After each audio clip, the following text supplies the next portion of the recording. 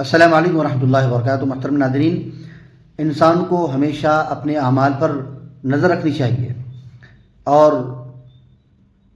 اپنے عیبوں پر نظر رکھنی چاہیے۔ دوسروں کی خوبیوں کو دیکھیں، اپنی برائیوں کو دیکھیں۔ اسلام کا یہی حکم ہے کہ کسی انسان کے اندر اگر 99 برائیاں ہیں، ایک اچھائی ہے، آپ اس ایک اچھائی کا ذکر کریں، 99 برائیوں کو نظر انداز کریں۔ اور اگر ہمارے اندر خود کی ذات کے اندر 99 اچھائیاں ہیں، ایک برائی ہے، تو اس ایک برائی کو مٹانے کی، ختم کرنے کی کوشش کریں۔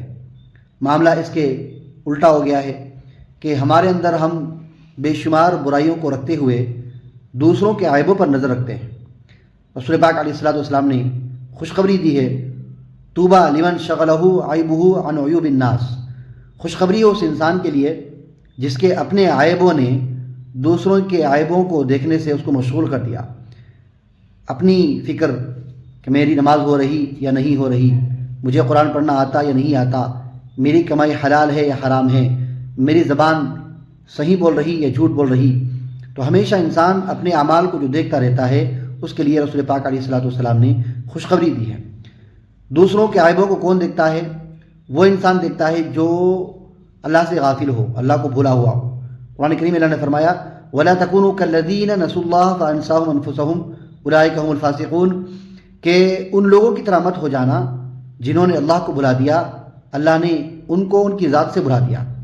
اب وہ روحانی اعتبار سے کتنا کمزور ہو گیا، اس کی روح کتنی کمزور ہو گئی، کتنی لاغر ہو گئی کہ وہ جھوٹ پہ جھوٹ بولا جا رہا، نمازوں سے غافل، قرآن کی تلاوت میں اس کو مزہ نہیں آتا، بلکہ یوں کہوں کہ زندگی کے آخری مراحل تک بھی اس کو اس بات کا احساس نہیں ہوتا کہ مجھے قرآن سیکھنا چاہیے، قرآن پڑھنا چاہیے۔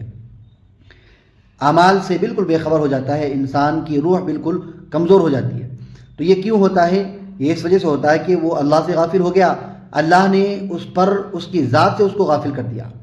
بہت بڑی سخت بات ہے کہ انسان کا خود سے غافل ہو جانا، خود کو بھلا دینا۔ خود کو بھلا دینے کا مطلب یہ ہے کہ خود کی روح کو، کہ میری روح کتنی کمزور ہو چکی ہے، میری روح کتنی بیمار ہو چکی ہے، اس کو انسان کو اس کا پتہ ہی نہیں چلتا۔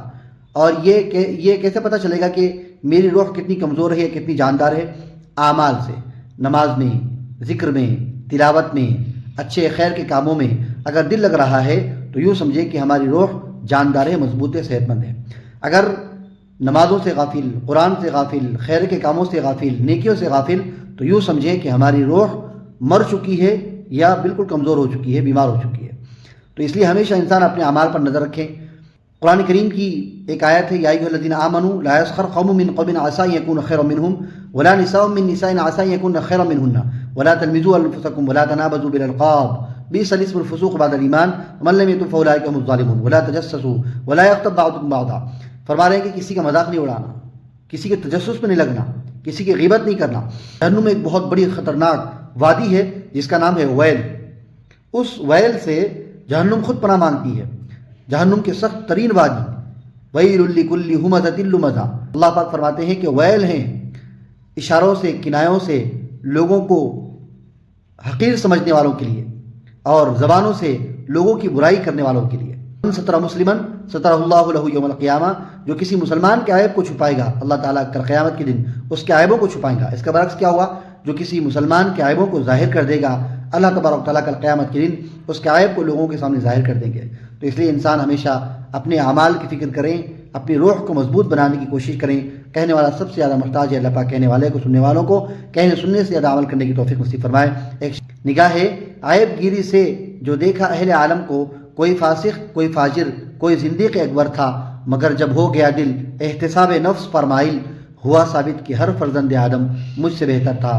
وما علینا الا البلاغ۔ والسلام علیکم ورحمۃ اللہ وبرکاتہ۔